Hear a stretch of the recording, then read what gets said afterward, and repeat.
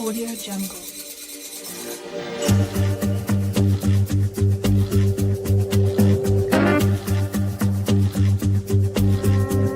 Audio Jungle.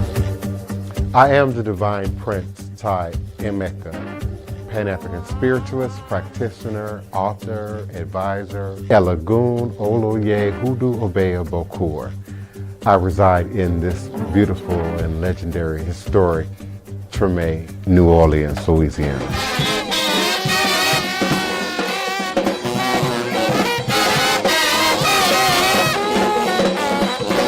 So join me as I share food, music, culture, tradition, the rhythms and the flavor of New Orleans voodoo.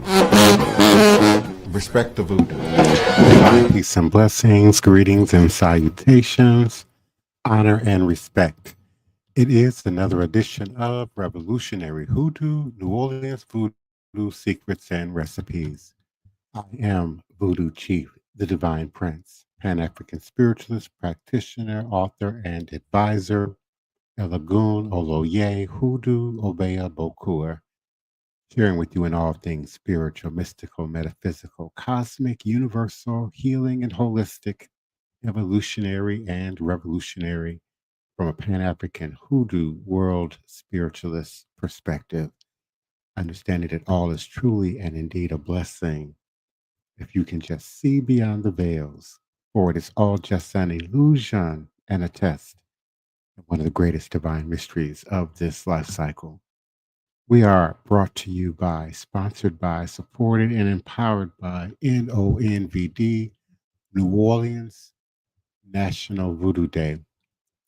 We are preparing for our third annual New Orleans National Voodoo Day, and we invite you to come and participate, volunteer, donate, sponsor, be a part of this historic and legendary event. Join our partnerships with the Haitian community and the Benin community and the Voodoo worldwide community in this powerful demonstration of culture, history, and tradition held annually here in this beautiful city of New Orleans, Louisiana. Please gather more information and visit us at www.vodouday.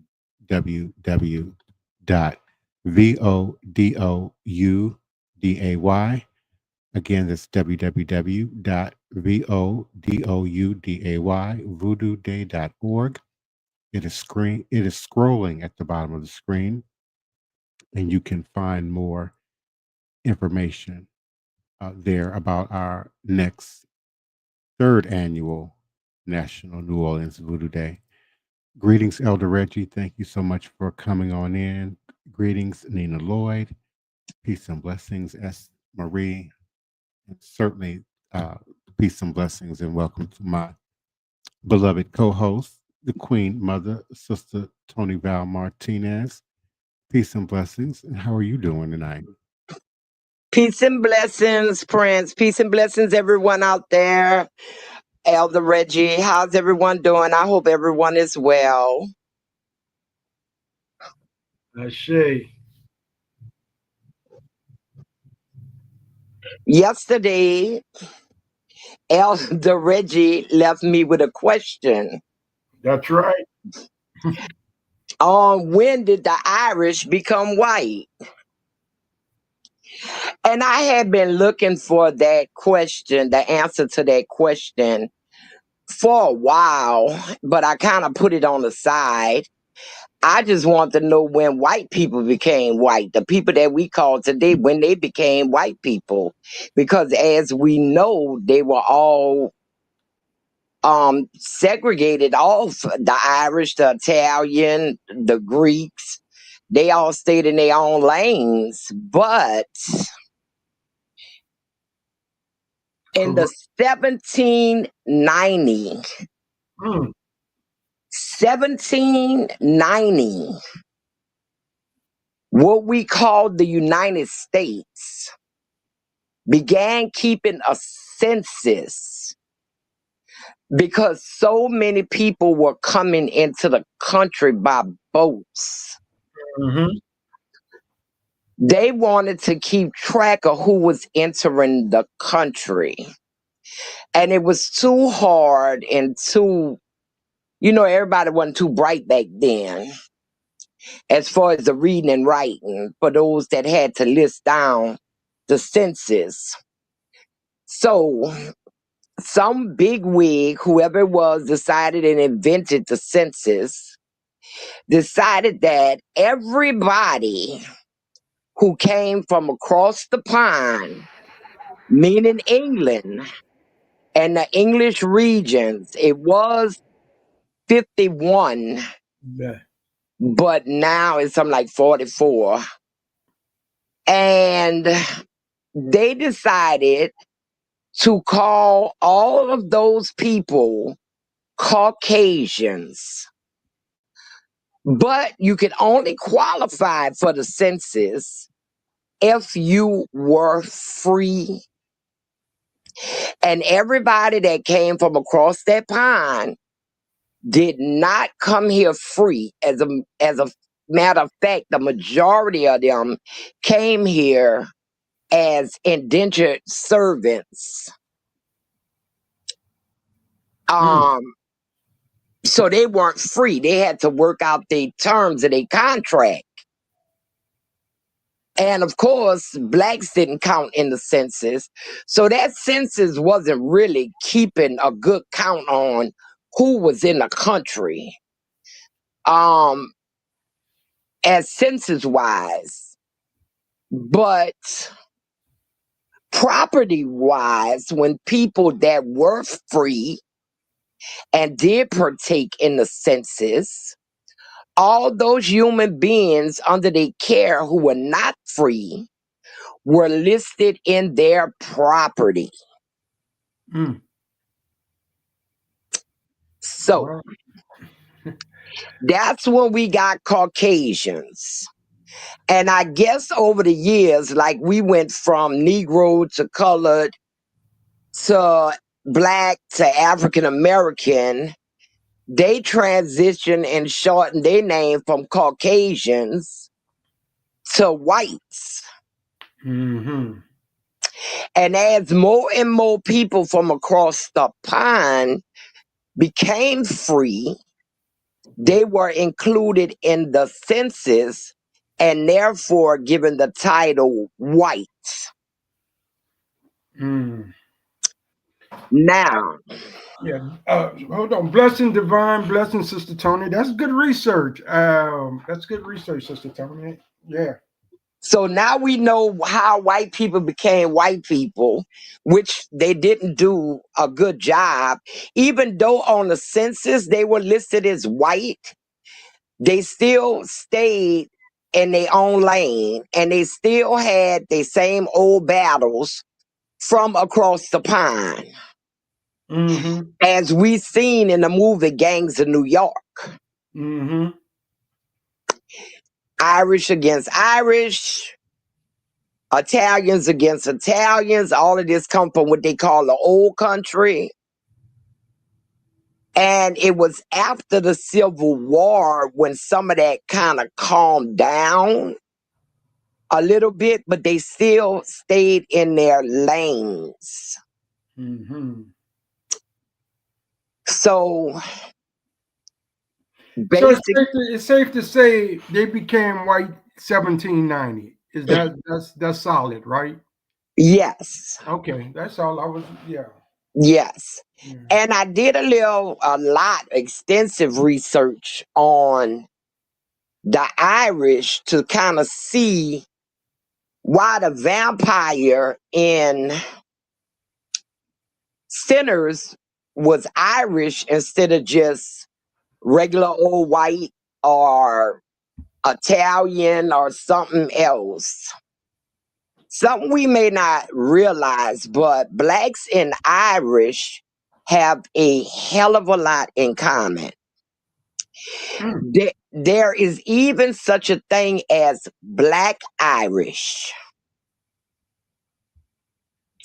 which the vampire in the movie Sinners would have been classified as, because he was dark haired and dark-eyed and kind of stout in his build, which goes against the norm, the regular Irish look.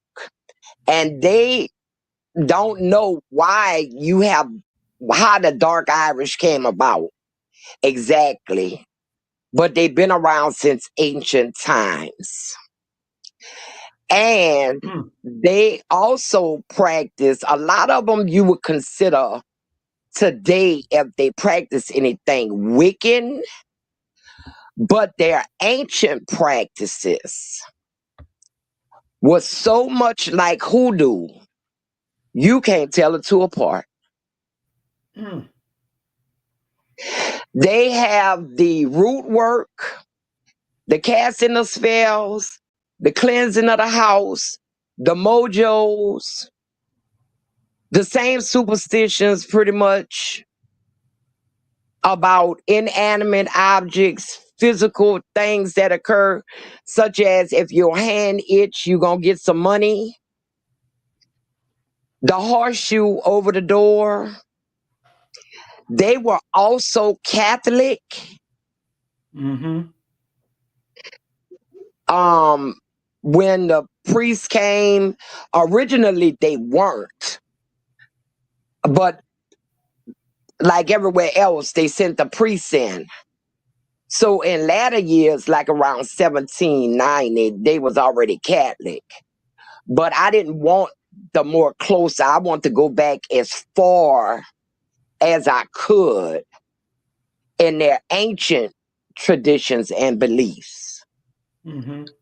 They had gods and goddesses. They had god of metal, goddess of water, god of thunder.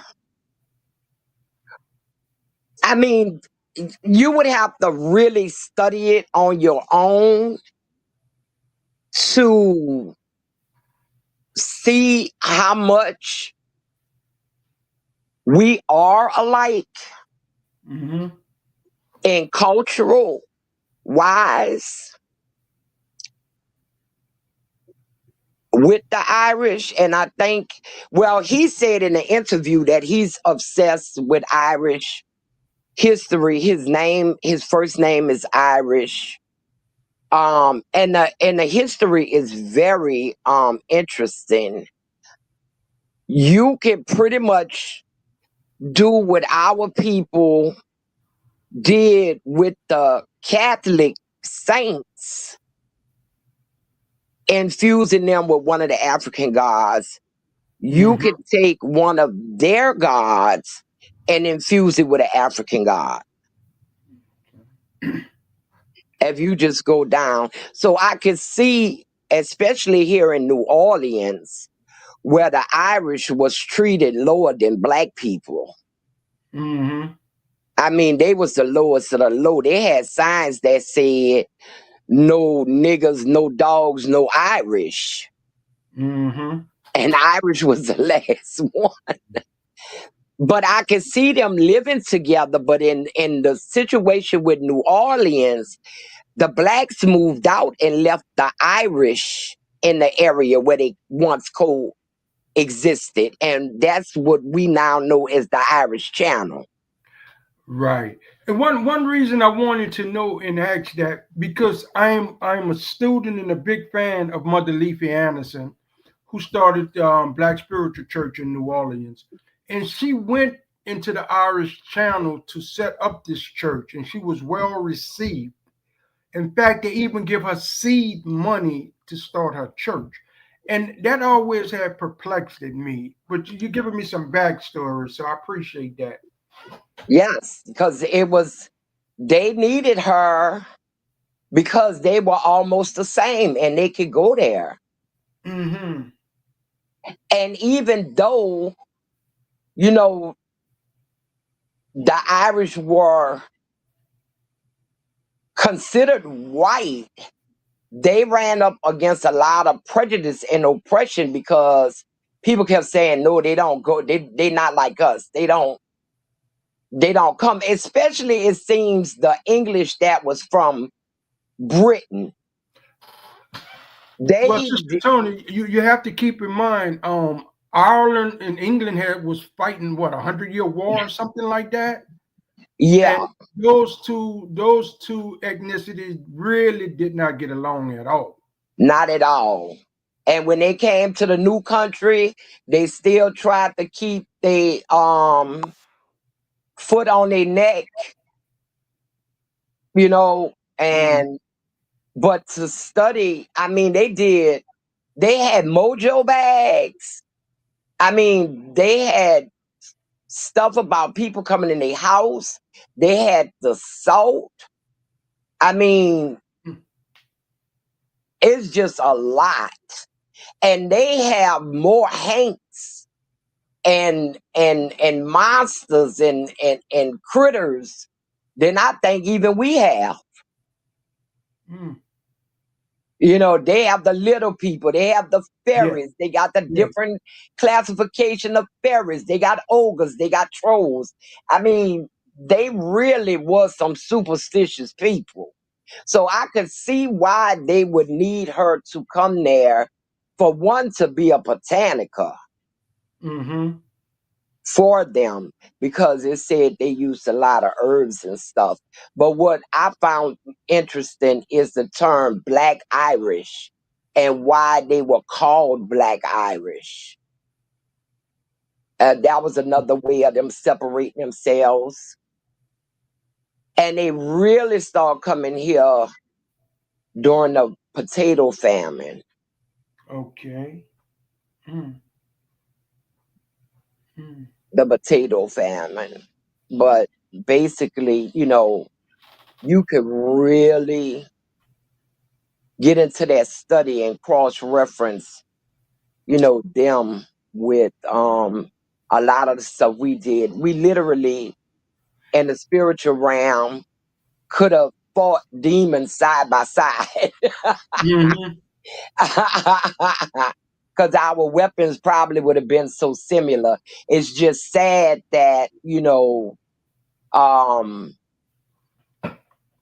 skin color and racism came and tore us apart, much like it did the Italians, who it appears we had a lot in common with, going back to generations. So much so we celebrate St. Joseph's Day together. Right. And it's just sad that the European, um, the English basically, that came here started all of this division, basically because they did not come here in great numbers. The ones of them that came here in great numbers was sent here, was they criminals. Right. Right. So let me And, understand. Wait. Help me with something right quick. The mhm. Indians, the Mardi Gras Indians come out on Saint Joe night, which is Italian, but they don't come out on Saint Patrick night. No, they don't. They don't. Okay. And I think that's because of the geographics. You have to be close enough to somebody to know what they're doing. And in the part of the city where the Italians and blacks was a different part of the city from where the Irish and the blacks was. Mm-hmm. So if you my neighbor, I'm looking in my window. Y'all know how these windows line up in these shotgun houses. I see what you doing over there in your house, and you see what I'm doing, and I see you doing what I'm doing. So Yeah. I think it was geography more than anything that aligned the Black Mexican Indians with the Italians. With that child. Okay. I mean, that's my opinion from looking at the way it has played out. The only thing I can see the reason why is that those that did the Black Mexican Indians were not in that proximity at that time Mm-hmm. when they Okay. could get close and be neighborly and come to the barbecues together and sit on the stoops together before the racism really set in. And the Europeans started pulling the Irish away because they needed the numbers due to the complexions. Good point. Yes. So back to the spiritual church, the altars and the Feast of Black Hawk mimic St. Joe's night with the bread offerings, bringing the different foods and drink and giving it to the poor in the orphanage.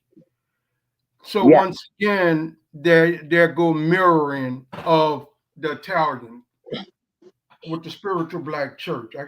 Yeah, it makes sense now. Yes.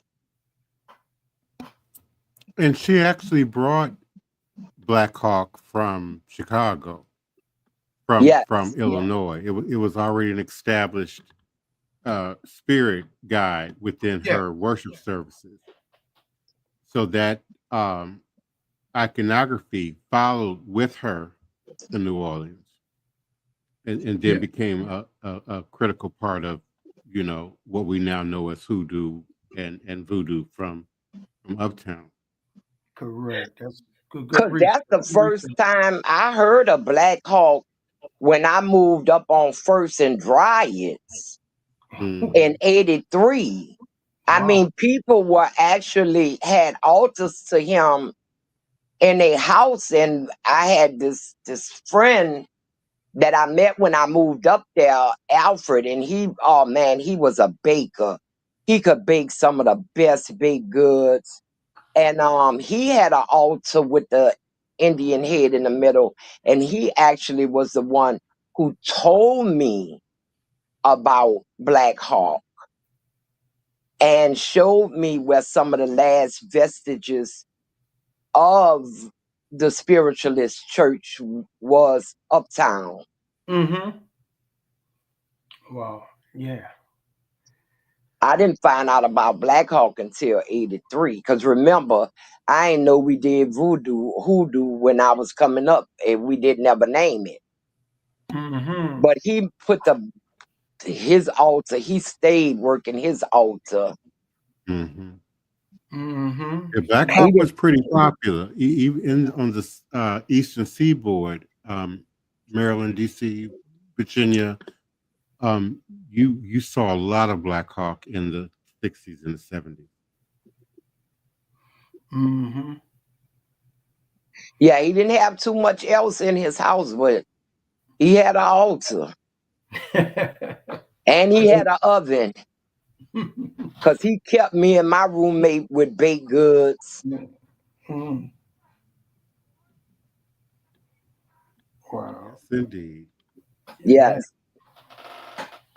I know we want to talk about the plants, and we certainly can share that in a coming episode about the proliferation of plants, because there was a time that was outlawed, and probably because of the power of the Big Mama and the hoodoo doctor.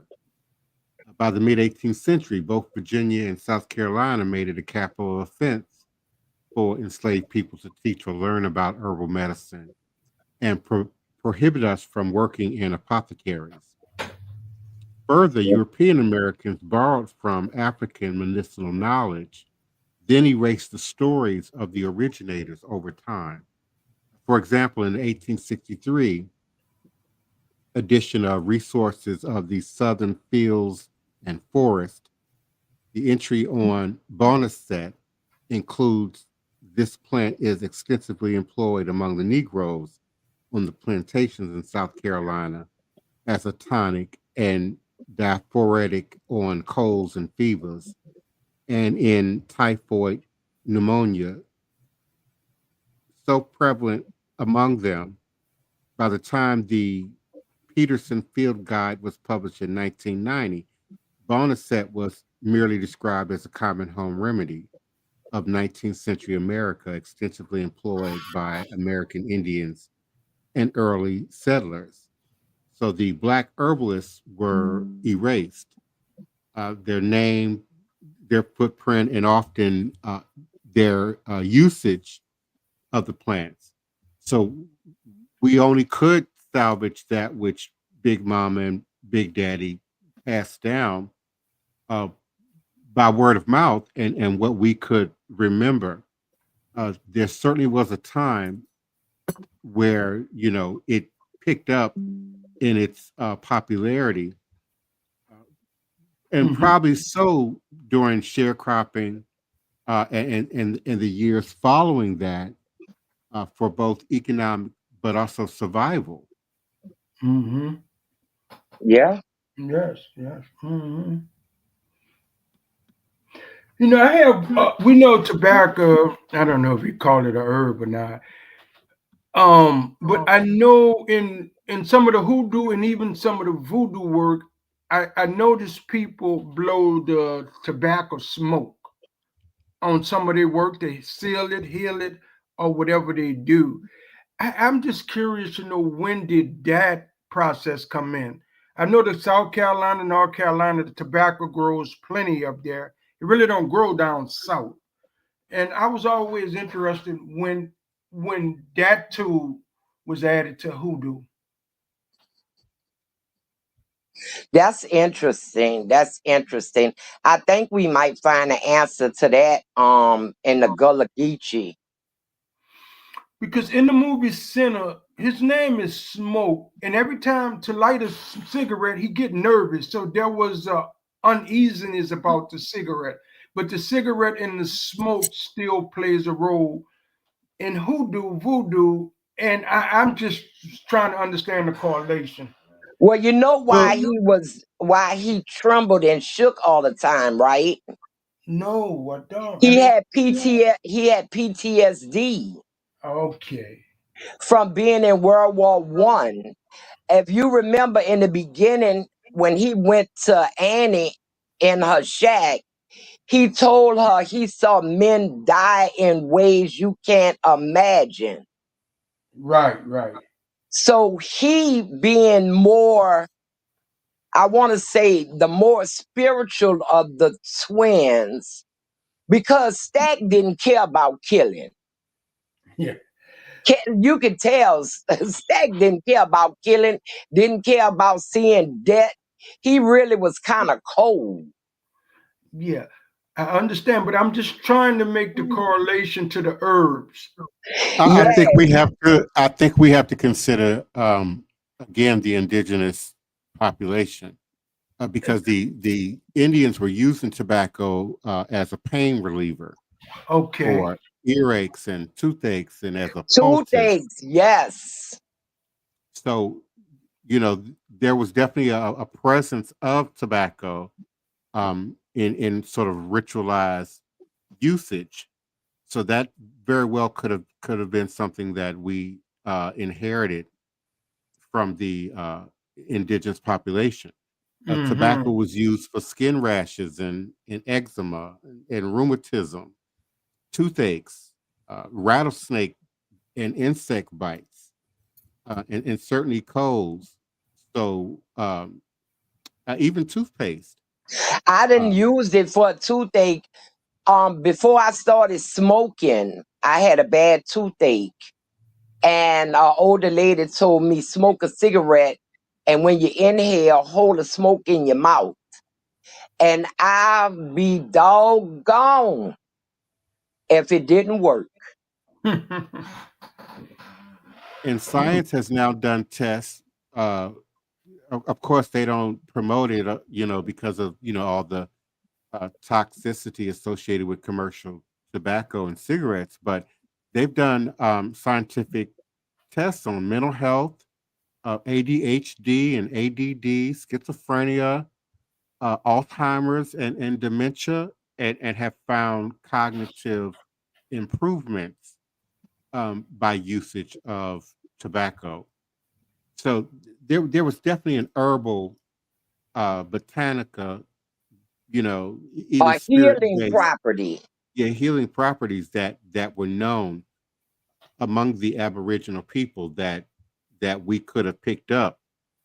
I also believe to some degree tobacco was used in West Africa, but I'm not clear if it was introduced to them or if it was a natural Indigenous. crop. Yeah. Yeah, I'm not sure. I'm not sure if West Africa had tobacco. I'm not sure. But I know from most of the work I have experienced and seen over there, they don't use tobacco. But I've seen it Okay. in the Caribbean being used for spiritual work, and definitely in the United States, I see it being used with spiritual Okay. work. So I didn't know when that got introduced in. But in the movie Sinner, he entered that cigarette and tobacco is important. It's also an important piece of that story. Mm-hmm. We're looking Mm-hmm. at the healing modalities and we're looking at herbs, plant life that's throughout the movie, and just trying to unpack it. That's all. Yes, indeed. And we certainly will have more time in coming shows. Hmm. Certainly tomorrow night to really dive a little bit more into the whole botanica aspect of it. It was one of the components to the symposium that I actually appreciated and could really see us developing that just a little bit more Hmm. in terms of plants and herbs and roots and their usage, uh, both past but also present, and moving forward as things like homeopathy becomes more, popular and other forms of non-pharmaceutical healing. We certainly could do, a series of shows on just the plants and the plant life itself.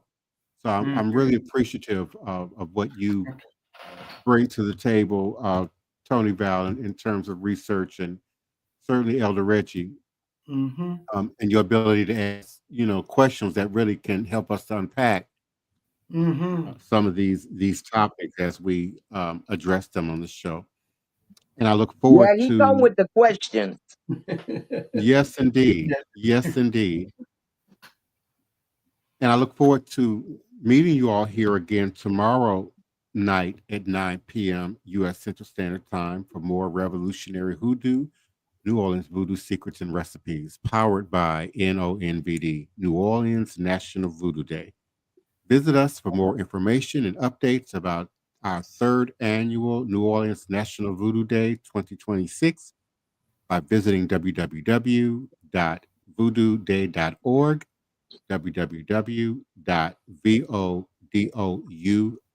www.vodouday.org for more information. Remembering that all is truly and indeed a blessing. And no matter what you do, respect the voodoo. Good night and Odabo. I say. Good night, everyone. Hmm. At the beginning of this, maybe I was more skeptical.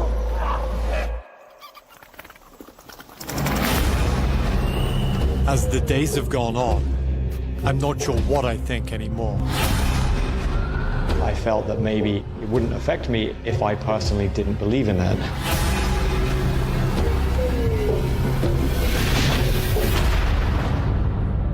So, knowing what you know now, would you still get cursed?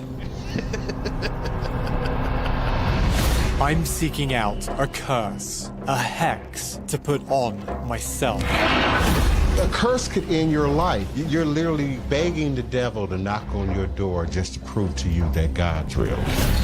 He could curse you with stupidity, but we think you got that down.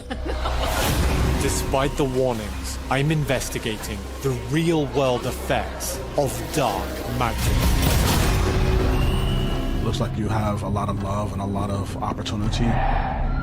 You are going to cause damage to that. How do you feel after doing this? Evil. That must be quite seductive. That's the power you're calling on. The devil, right? Quite seductive. I'm going to enter into a pact with Satan. Señor Satán, Lucifer, presentamos a este hermano. Con tu fuego purifica. Wyong is pretty much the epicenter of all black magic. People are very scared to even talk about it. Y'all better not call me at 2 o'clock in the morning talking about this man is dead. I don't want to hear that. I have this physical feeling that something bad is coming. What have I done? You're going to have to find faith in this in order to undo it.